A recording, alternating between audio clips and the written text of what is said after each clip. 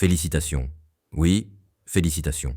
Pas à cause de la chance ni du hasard, mais parce que Dieu lui-même t'a choisi pour entendre ce message avant le temps fixé.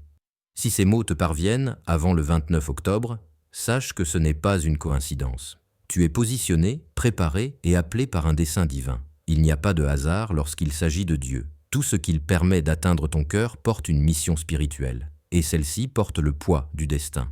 Tu t'es longtemps interrogé, tu as attendu, tu t'es demandé pourquoi le silence durait. Mais aujourd'hui, Dieu dit, voici ta confirmation. Quelque chose est sur le point de changer dans ta vie. Le vent qui s'était, tu vas souffler de nouveau. Les portes qui refusaient de s'ouvrir vont se mouvoir. Le retard qui se moquait de toi va se transformer en accélération. Mais écoute bien, ce message n'est pas venu pour t'émouvoir, mais pour t'éveiller.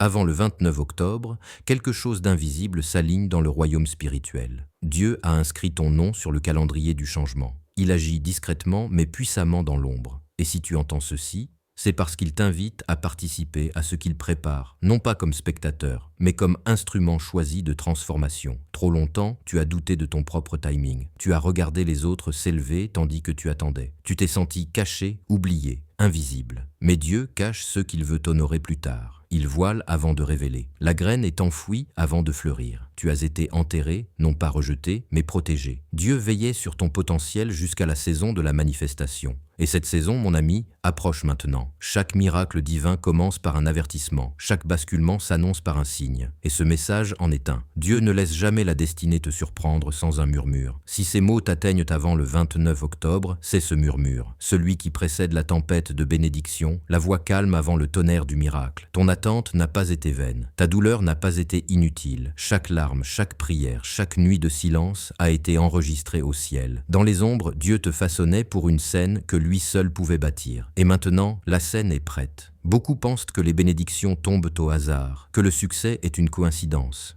Mais dans le royaume spirituel, rien n'est aléatoire. La main de Dieu agit avec précision.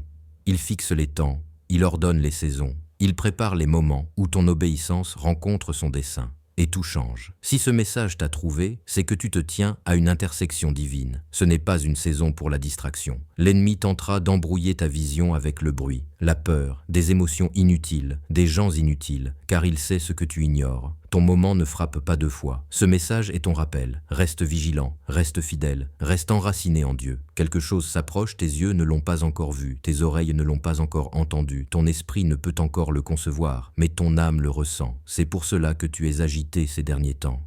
Tu sens le changement sans pouvoir l'expliquer. Dieu remue ton esprit avant de déplacer ton monde. Ne sois pas surpris si certaines choses commencent à s'effondrer avant le 29. Quand Dieu reconstruit, il permet à certaines murailles de tomber. Le tremblement n'est pas là pour te détruire, mais pour ôter ce qui ne peut pas t'accompagner dans la saison suivante. Les départs ne sont pas des rejets, ce sont des redirections. Le silence du ciel n'est pas absence, c'est préparation. Tu as prié pour des portes ouvertes, mais parfois Dieu répond en fermant d'autres. Tu as demandé la bénédiction, mais parfois Dieu répond en émondant ce qui meurt. Il sait que s'il t'accordait ton prochain niveau sans purifier ton entourage, cela te détruirait. Alors, au lieu de te précipiter dans la bénédiction, il affine ton caractère. Au lieu de te donner ce que tu veux, il t'offre ce dont tu as besoin. La sagesse, l'endurance, le discernement et un cœur qui continue à lui faire confiance quand rien n'a de sens. Tu dois être prêt pour la contradiction divine. Le chemin de Dieu ne ressemble pas toujours à du progrès. Il te conduit souvent dans les vallées avant les montagnes, dans la sécheresse avant la pluie. Il cache ses plus grands trésors dans tes moments les plus sombres. C'est ainsi qu'il éprouve ta foi pour voir si elle repose sur la commodité ou sur la conviction. Dis cette phrase avec intention, comme une clé qui ouvre ton prochain chapitre. J'abandonne le contrôle, je laisse Dieu faire.